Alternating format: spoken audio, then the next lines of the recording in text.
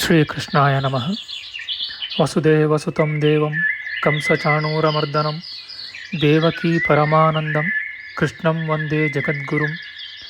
ಬ್ರಹ್ಮಸ್ಥಾನ ಸರೋಜ ಮಧ್ಯವಿಲಸಚ್ಛೀತಾಂಶು ಪೀಠಸ್ಥಿತಂ ಸ್ಫೂರ್ಜತ್ಸೂರ್ಯರುಚಿಂ ವರಾಭಯಕರಂ ಕರ್ಪೂರಕುಂದೋಜ್ವಲಂ ಶ್ವೇತಸೃಗ್ವಸನಾನುಲೇಪನಯುತಂ ವಿದ್ಯುದ್ರುಚಾ ಕಾಂತಯ ಸಂಶ್ಲಿಷ್ಟಾರ್ಧತನುಂ ಪ್ರಸನ್ನವದನಂ ವಂದೇ ಗುರುಂ ಸಾದರಂ.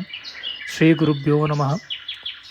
ಲಂಬೋದರಂ ಪರಮಸುಂದರಮೇಕದಂತಂ ರಕ್ತಾಂಬರಂ ತ್ರಿನಯನಂ ಪರಮಂ ಪವಿತ್ರಂ ಉದ್ಯದ್ದಿವಾಕರಕರೋಜ್ವಲಕಾಯಕಾಂತಂ ವಿಘ್ನೇಶ್ವರಂ ಸಕಲವಿಘ್ನಹರಂ ನಮಾಮಿ. ತ್ವಾಂ ದೇವ ವಿಘ್ನದಲನೇತಿ ಚ ಸುಂದರೇತಿ ಭಕ್ತಿಪ್ರಿಯೇತಿ ಸುಖದೇತಿ ಫಲಪ್ರದೇತಿ ವಿದ್ಯಾಪ್ರದೇತ್ಯಗಹರೇತಿ ಚ ಯೇ ಸ್ತುವಂತಿ ತೇಭ್ಯೋ ಗಣೇಶವರದೋ ಭವ ನಿತ್ಯಮೇವ. ಶ್ರೀ ಮಹಾಗಣಪತಯೇ ನಮಃ. ಯಾ ಕುಂದೇಂದು ತುಷಾರಹಾರಧವಳ ಯಾ ಶುಭ್ರವಸ್ತ್ರಾವೃತ ಯಾ ವೀಣಾ ವರದಂಡಮಂಡಿತಕರ ಯಾ ಶ್ವೇತಪದ್ಮಾಸನ ಯಾ ಬ್ರಹ್ಮಾಚ್ಯುತ ಶಂಕರ ಪ್ರಭೃತಿಭಿಃ ದೇವೈಃ ಸದಾ ವಂದಿತಾ ಸಾ ಮಾಂ ಪಾತು ಸರಸ್ವತೀ ಭಗವತಿ ನಿಶ್ಶೇಷಜಾಡ್ಯಾಪಃ. ಶ್ರೀ ಸರಸ್ವತ್ಯೇ ನಮಃ. ವೇದಾರ್ಥತತ್ವವಿಶದೀಕರಣೇನ ಪುಂಸಾಂ ಉಚ್ಚೈರ್ಗತಿಂ ಜಗತಿ ಯೋ ದಯಾಯ ವಿಧಾತುಂ ರಮ್ಯಾಂ ಪುರಾಣಪದವೀಂ ಪ್ರಣಿನಾಯ ತಸ್ಮೈ ಲೋಕೇಶವೈಭವಪುಷೇ ಋಷಯೇ ನಮಸ್ತಾತ್. ತಸ್ಮೈ ವ್ಯಾಸಾಯ ಮುನಯೇ ಸರ್ವಜ್ಞಾಯ ಮಹರ್ಷಯೇ ಪರಾಶರ್ಯಾಯ ಶಾಂತಾಯ ನಮೋ ನಾರಾಯಣಾತ್ಮನೆ. ಶ್ರೀ ವ್ಯಾಸಾಯ ನಮಃ. ನಾರಾಯಣಂ ನಮಸ್ಕೃತ್ಯ ನರಂ ಚೈವ ನರೋತ್ತಮಂ ದೇವೀಂ ಸರಸ್ವತೀಂ ವ್ಯಾಸಂ ತತೋ ಜಯಮುದೀರಯೇತ್. ಕನಕರುಚಿದುಕೂಲಃ ಕುಂಡಲೋಲ್ಲಾಸಿಗಲ್ಲಃ ಶಮಿತಭುವನಭಾರಃ ಕೋಪಿ ಲೀಲಾವತಾರಃ ತ್ರಿಭುವನಸುಖಕಾರಿ ಶೇಷಶಾಯೀ ಮುಕುಂದೋ ಪರಿಕಲಿತರಮಾಂಗೋ ಮಂಗಲಂ ನಸ್ತನೋತು.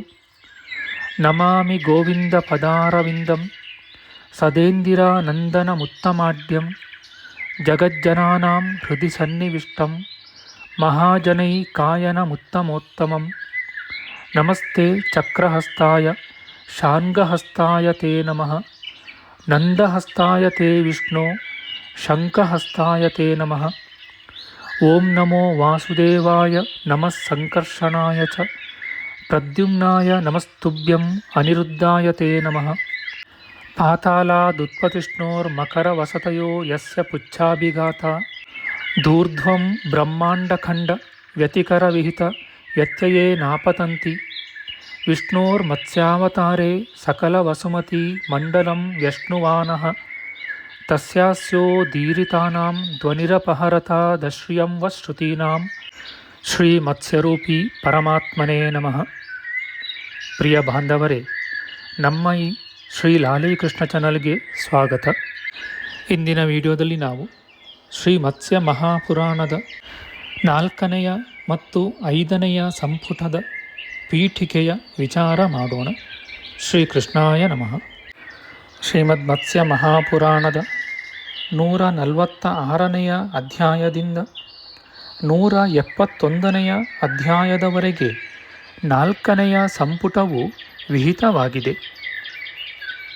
ಈ 4ನೆಯ ಸಂಪುಟದಲ್ಲಿ ತಾರಕಾಸುರೋಪಾಖ್ಯಾನ, ನರಸಿಂಹಾವತಾರದ ಕಥೆ, ಪಾದ್ಮಕಲ್ಪ ವೃತ್ತಾಂತ ಎಂಬ 3 ವಿಷಯಗಳು ವರ್ಣಿಸಲ್ಪಟ್ಟಿವೆ. ತಾರಕಾಸುರೋಪಾಖ್ಯಾನವು ಬಹಳ ವಿಸ್ತಾರವಾಗಿದೆ. ದೈವೀ ಶಕ್ತಿಗೂ ಆಸುರೀ ಶಕ್ತಿಗೂ ಆದಿಕಾಲದಿಂದ ಇರುವ ಹೋರಾಟವೇ ಇದರ ತಿರುಳು. ಎಲ್ಲರನ್ನೂ ಅಡಗಿಸಬೇಕು, ಎಲ್ಲವೂ ನನ್ನದಾಗಬೇಕು, ನನಗೆ ಇದಿರೇ ಇರಬಾರದು ಎಂಬ ಮದವೇ ತಾರಕಾಸುರನ ಜೀವನಾಡಿ. ಅವನು ಎಷ್ಟೋ ವರ್ಷಗಳ ಕಾಲ ಘೋರವಾಗಿ ತಪಸ್ಸನ್ನು ಮಾಡಿದನು. ಬ್ರಹ್ಮದೇವನು ಪ್ರಸನ್ನನಾಗಿ ಬೇಕಾದ ವರವಾವುದೆಂದು ಅವನನ್ನು ಕೇಳಿದಾಗ, ಯಾವ ಪ್ರಾಣಿಯೂ ನನ್ನನ್ನು ಕೊಲ್ಲಕೂಡದು, ಎಂತಹ ತೇಜಸ್ವಿಯಾದ ಅಸ್ತ್ರವೇ ಆದರೂ ನನ್ನನ್ನು ಘಾತಿಸಬಾರದು ಎಂದು ಕೇಳಿಕೊಂಡನು. ಅದಕ್ಕೆ ಬ್ರಹ್ಮನು, ಎಲೈ ದೈತ್ಯೇಂದ್ರ, ದೇಹವನ್ನೆತ್ತಿದ ಮೇಲೆ ಸಾವೇ ಕೂಡದೆಂಬುದು ಸಾಗದ ಮಾತು. ಹೆದರಿಕೆಗೆ ಅವಕಾಶವೇ ಇಲ್ಲದ ಯಾವುದಾದರೊಂದು ಕಾರಣದಿಂದ ಮರಣವನ್ನು ಕೇಳಿಕೋ ಎಂದು ಹೇಳಿದನು. ಹಾಗಾದರೆ 7 ದಿನಗಳ ಮಗುವಿನಿಂದ ನನಗೆ ಸಾವು ಬರಲಿ ಎಂದು ತಾರಕಾಸುರನು ಬೇಡಿದನು. ಅದರಂತೆ 7 ದಿನಗಳ ಮಗುವಾದ ಕುಮಾರಸ್ವಾಮಿಯೇ ಅವನಿಗೆ ಮೃತ್ಯುವಾದನು. ವಿಧಿಯೊಡನೆ ಹೋರಾಡಿ ಇದುವರೆಗೆ ಯಾವನೂ ಗೆದ್ದು ಬರಲಿಲ್ಲ. ಅದರ ಹಿಡಿತಕ್ಕೆ ಒಬ್ಬನೂ ಸಿಕ್ಕದೇ ಹೋಗಲಿಲ್ಲ. ಪಾರ್ವತಿಯ ಚರಿತವು ಸೊಗಸಾದ ಒಂದು ಸಾಂಸಾರಿಕ ಚಿತ್ರ. ಹೆಣ್ಣು ಹೆತ್ತ ತಂದೆ ತಾಯಿಗಳಿಗೆ ಒದಗುವ ಚಿಂತೆ, ಅವಳಿಗೆ ಅನುರೂಪನಾದ ವರನನ್ನು ಹೊಂದಿಸುವುದಕ್ಕಾಗಿ ಅವರು ಪಡುವ ಪ್ರಯಾಸ, ದಂಪತಿಗಳ ಸರಸವು ಎಷ್ಟೋ ವೇಳೆಗಳಲ್ಲಿ ವಿರಸವಾಗುವ ಬಗೆ ಮುಂತಾದ ಸಂಗತಿಗಳು ಹೃದಯಂಗಮವಾಗಿ ವರ್ಣಿತವಾಗಿವೆ. ಹಿಮವಂತನ ಅರಮನೆಗೆ ನಾರದ ಮಹರ್ಷಿ ಬಂದಿದ್ದಾರೆ. ಮೇನಾದೇವಿ ಅವರಿಗೆ ಭಕ್ತಿಯಿಂದ ನಮಸ್ಕಾರ ಮಾಡಿ, ಇನ್ನೂ ಬಾಲೆಯಾದ ಪಾರ್ವತಿಯನ್ನು ಕರೆದು, ಮಗು, ಪೂಜ್ಯರಾದ ಮಹರ್ಷಿಗಳಿಗೆ ನಮಸ್ಕರಿಸು, ಅನುರೂಪನಾದ ಪತಿಯನ್ನು ಪಡೆಯುವೆ ಎಂದು ಹೇಳುವಳು. ಪಾರ್ವತಿಯು ಸಹಜವಾದ ಲಜ್ಜೆಯಿಂದ ಹಾಗೆಯೇ ಮಾಡುವಳು. ಮೇನಾದೇವಿಯ ಅಭಿಲಾಷೆಯನ್ನು ತಿಳಿದು ದೇವರ್ಷಿಯು ಪಾರ್ವತಿಯ ಅಂಗಲಕ್ಷಣಗಳನ್ನು ಪರೀಕ್ಷಿಸಿ, ಇವಳ ಪತಿ ಹುಟ್ಟಿಲ್ಲ ಎಂದು ಸಾಭಿಪ್ರಾಯವಾಗಿ ಜನ್ಮರಹಿತನಾದ ಪರಮೇಶ್ವರನೇ ಅವಳ ಪತಿಯಾಗುವನೆಂಬ ಅಭಿಪ್ರಾಯವನ್ನು ಸೂಚಿಸಿ ಹಾಸ್ಯದೊಡನೆ ಹೇಳಿದರು. ಆ ಮಾತಿನ ಅರ್ಥವನ್ನು ತಿಳಿಯಲಾರದೆ ಹತ್ತಿರದಲ್ಲಿಯೇ ಕುಳಿತಿದ್ದ ಹಿಮವಂತನು ಗಾಬರಿಗೊಂಡು ಬೆಚ್ಚು ಬಿದ್ದನು. ಕನ್ಯೆಗೆ ಒಳ್ಳೆಯ ಪತಿಯನ್ನು ಪಡೆಯುವ ಅದೃಷ್ಟವಿದ್ದರೆ ಮಾತ್ರ ಅವಳು ಹುಟ್ಟಿದ ಮತ್ತು ಹೊಕ್ಕ ವಂಶಗಳೆರಡಕ್ಕೂ ಇಹ ಪರಗಳಲ್ಲಿ ಸುಖ ಉಂಟು. ಸ್ತ್ರೀಯರಿಗೆ ಗುಣವಂತನಾದ ಪತಿ ಲಭಿಸುವುದು ಬಹುವಿರಳ. ಗುಣರಹಿತನಾದವನು ಸಿಕ್ಕುವುದೂ ಕೂಡ ಕಷ್ಟವೇ. ಏಕೆಂದರೆ ಪುಣ್ಯವಿಲ್ಲದೆ ಕನ್ಯೆಗೆ ಪತಿಯು ಎಂದಿಗೂ ಲಭಿಸಲಾರನು ಎಂದು ಕೊರಗುವನು. ನಾರದರು ವಾಸ್ತವಾಂಶವನ್ನು ತಿಳಿಸಿ ಅವನನ್ನು ಸಂತೈಸುವರು. ಸಪ್ತರ್ಷಿಗಳು ಮೇನಾದೇವಿಯ ಬಳಿಗೆ ಬಂದು ಪಾರ್ವತಿಯನ್ನು ಪರಮೇಶ್ವರನಿಗೆ ಕನ್ಯಾದಾನ ಮಾಡಿಕೊಡಬೇಕೆಂದು ಪ್ರಾರ್ಥಿಸುವರು.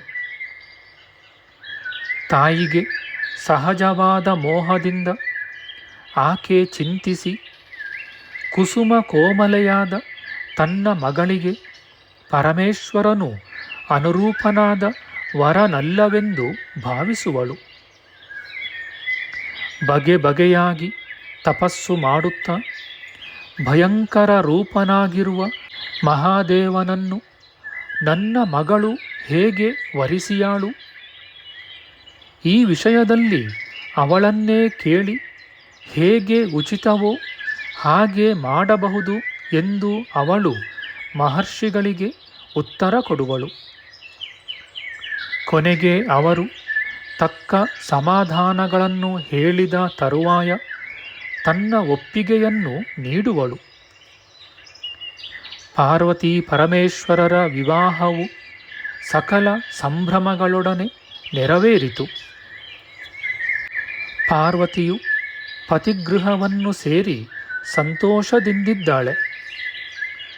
ಒಂದು ದಿನ ದಂಪತಿಗಳು ವಿನೋದವಾದ ಮಾತುಕತೆಗಳಲ್ಲಿ ತೊಡಗಿದ್ದಾರೆ.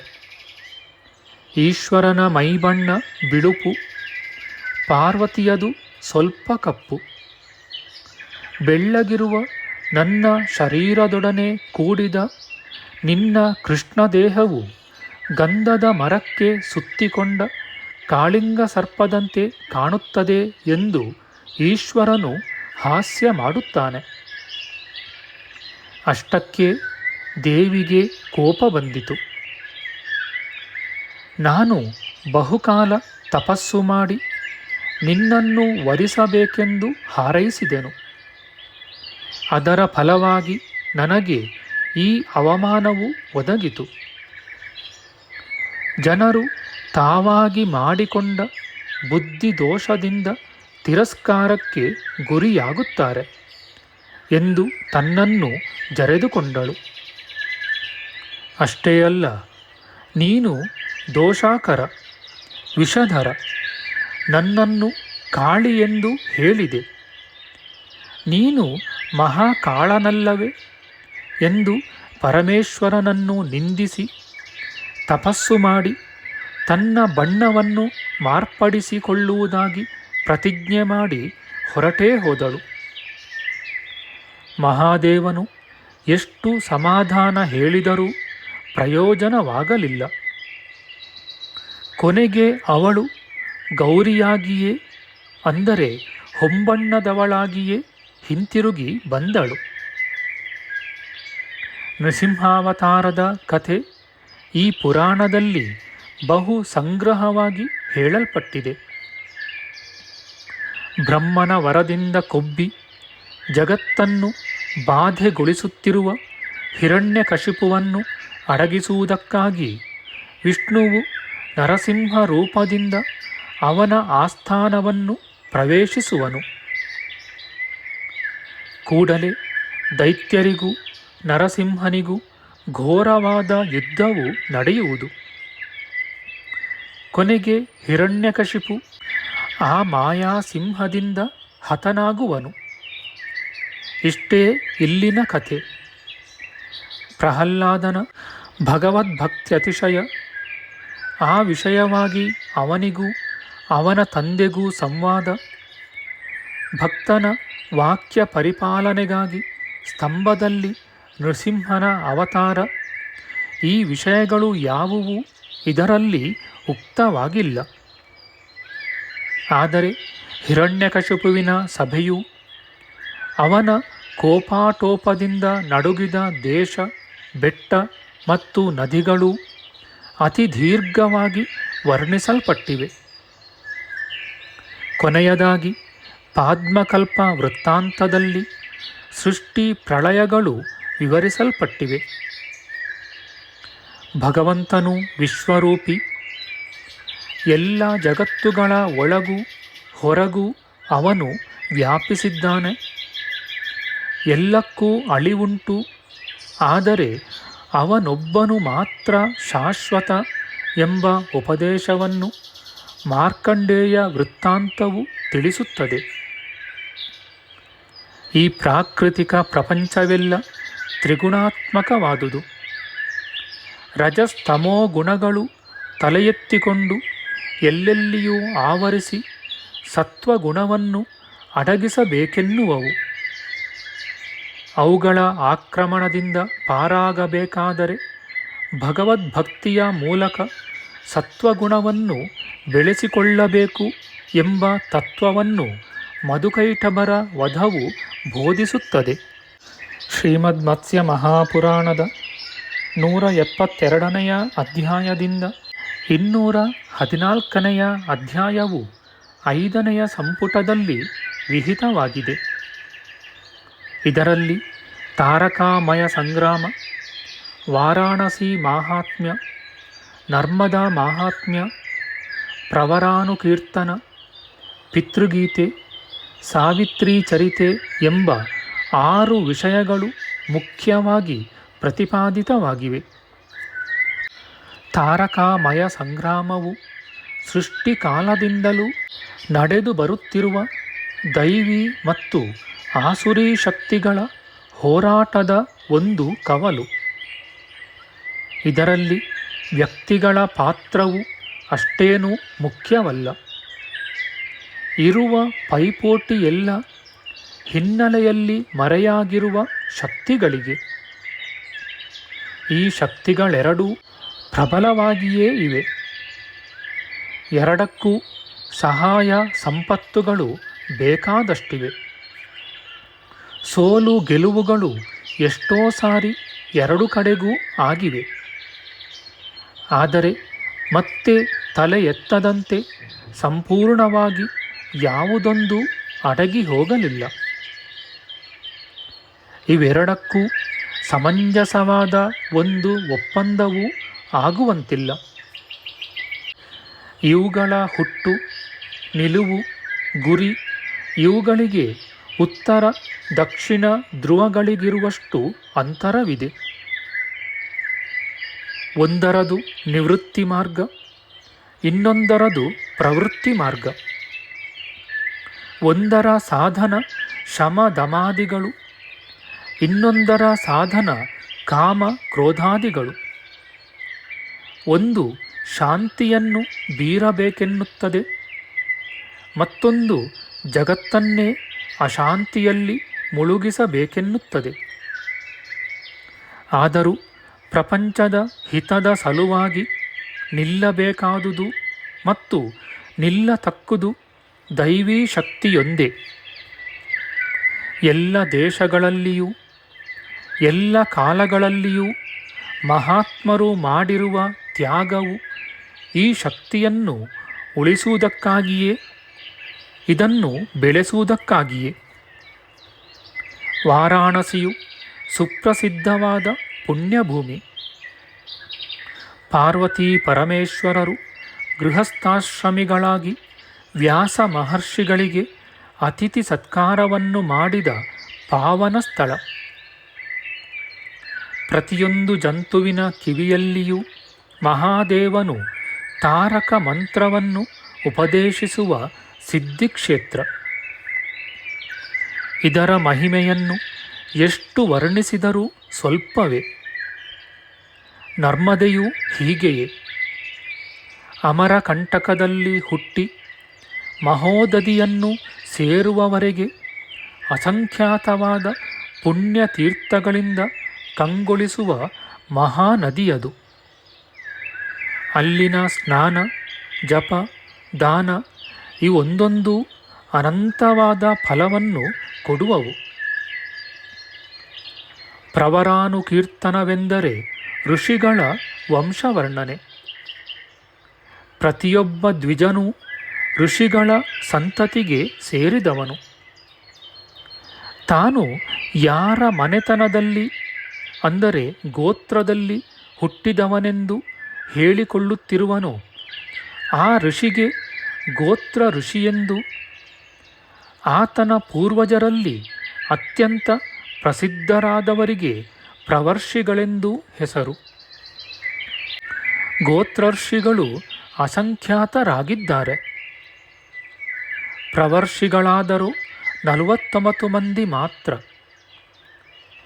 ತನ್ನ ಗೋತ್ರರ್ಷಿಯ ಮತ್ತು ತನಗೆ ಸಂಬಂಧಪಟ್ಟ ಪ್ರವರ್ಷಿಗಳ ನಾಮ ಸಂಕೀರ್ತನವನ್ನು ಪ್ರತಿದಿನವೂ ಮಾಡಬೇಕೆಂಬ ಕಟ್ಟಳೆ ಇದೆ. ವಿವಾಹ ಸಂಬಂಧವನ್ನು ಮಾಡುವುದಕ್ಕೆ ಈ ಗೋತ್ರ ಪ್ರವರಗಳ ಜ್ಞಾನವು ಅವಶ್ಯಕ. ಸಮಾನ ಗೋತ್ರರು, ಸಮಾನ ಪ್ರವರರು ತಮ್ಮ ತಮ್ಮಲ್ಲಿ ಹೆಣ್ಣು ಕೊಟ್ಟು ತರಬಾರದು. ಈ ವಿವರವನ್ನು ತಿಳಿಸುವುದಕ್ಕಾಗಿಯೇ ಈ ಪ್ರಕರಣದಲ್ಲಿ ಅತ್ರಿ, ಭೃಗು ಮುಂತಾದ ಮಹರ್ಷಿಗಳ ವಂಶವನ್ನು ವರ್ಣಿಸಿದೆ ಮತ್ತು ಪ್ರವರದಲ್ಲಿ ಸಮಾನತೆಯಿರುವ ಋಷಿಗಳ ಗಣಗಳನ್ನು ವಿವರಿಸಿದೆ. ಮನುಷ್ಯನು ಹೊತ್ತಿರುವ ಋಣಗಳಲ್ಲಿ ಪಿತೃಋಣವು ಬಹುಮುಖ್ಯವಾದುದು. ಅದನ್ನು ತೀರಿಸುವ ಹಲವು ವಿಧಾನಗಳನ್ನು, ಪಿತೃಗಳಿಗೆ ಪ್ರಿಯವಾದ ಅನೇಕ ವಿಷಯಗಳನ್ನು ಪಿತೃಗೀತೆಯು ಅದರ ಮುಂದಿನ 2 ಅಧ್ಯಾಯಗಳು ತಿಳಿಸುವವು. ಸಾವಿತ್ರಿಯ ಉಪಾಖ್ಯಾನದೊಡನೆ ಈ ಸಂಪುಟವು ಮುಗಿಯುತ್ತದೆ. ಸಾವಿತ್ರಿಯಂತಹ ಸಾಧ್ವೀಮಣಿಯು ಜನಿಸಿದುದು ಭರತಖಂಡದ ಭಾಗ್ಯ. ಆಕೆಯದು ಅನನ್ಯ ಸದೃಶವಾದ ವೀರವ್ರತ. ಸತ್ಯವಂತನು ಅಲ್ಪಾಯುವೆಂದು ತಿಳಿದೂ ಕೂಡ ಅವನನ್ನೇ ಪತಿಯನ್ನಾಗಿ ವರಿಸಿದ ಆಕೆಯ ಮನೋಧೈರ್ಯವನ್ನು, ಪತಿಭಕ್ತಿಯನ್ನು ಏನೆಂದು ಹೇಳಬೇಕು? ಮೃತ್ಯುವನ್ನು ಗೆದ್ದು ಪತಿಯ ಪ್ರಾಣವನ್ನು ಉಳಿಸಿ ಹೊಕ್ಕ ಮತ್ತು ಹೆತ್ತ ಕುಲಗಳೆರಡನ್ನೂ ಬೆಳಗಿಸಿದ ಆ ಮಹಾದೇವಿಯ ನಾಮಸ್ಮರಣದಿಂದಲೇ ಲೋಕವು ಪವಿತ್ರವಾಗುವುದು. ಪತಿವ್ರತೆಯರನ್ನು ದೇವರಂತೆ ಪೂಜಿಸಬೇಕು. 3 ಲೋಕವೂ ನಿಂತಿರುವುದು ಅವರ ಪ್ರಭಾವದಿಂದ. ಅವರ ಶಾಪಾನುಗ್ರಹಗಳು ಎಂದಿಗೂ ವ್ಯರ್ಥವಾಗವು ಎಂದು ಮಹರ್ಷಿಗಳು ಸಾರಿದ್ದಾರೆ. ನಮ್ಮ ಮುಂದಿನ ವಿಡಿಯೋದಲ್ಲಿ ನಾವು ಶ್ರೀಮದ್ ಮತ್ಸ್ಯ ಮಹಾಪುರಾಣದ 6ನೆಯ ಮತ್ತು 7ನೆಯ ಸಂಪುಟದ ಪೀಠಿಕೆಯ ವಿಚಾರ ಮಾಡೋಣ. ಆಧ್ಯಾತ್ಮಿಕ ಚರ್ಚೆ ಮತ್ತು ವಿಚಾರ ವಿನಿಮಯಕ್ಕಾಗಿ ಶುರು ಮಾಡಿದ ಈ ಚಾನಲ್ನಲ್ಲಿ ನಾವು ಅಪ್ಲೋಡ್ ಮಾಡುವ ಎಲ್ಲ ವಿಡಿಯೋಗಳನ್ನು ಸಂಪೂರ್ಣವಾಗಿ ನೋಡಿ ನಿಮ್ಮ ಸಲಹೆಗಳನ್ನು ಕಮೆಂಟ್ ಬಾಕ್ಸ್ನಲ್ಲಿ ಬರೆಯಿರಿ. ದಯವಿಟ್ಟು ಈ ಚಾನಲ್ಗೆ ಸಬ್ಸ್ಕ್ರೈಬ್ ಮಾಡಿ ಹಾಗೂ ಬೆಲ್ ಬಟನ್ ಒತ್ತಿ ನಾವು ಹಾಕುವ ಎಲ್ಲ ವಿಡಿಯೋಗಳನ್ನು ನೋಡಿ ಪ್ರೋತ್ಸಾಹಿಸಿ. ಕೃಷ್ಣಂ ನಾರಾಯಣಂ ವಂದೇ, ಕೃಷ್ಣಂ ವಂದೇ ವ್ರಜಪ್ರಿಯಂ, ಕೃಷ್ಣಂ ದ್ವೈಪಾಯನಂ ವಂದೇ, ಕೃಷ್ಣಂ ವಂದೇ ಪೃಥಾಸುತಂ. ಶ್ರೀಕೃಷ್ಣಾಯ ನಮಃ.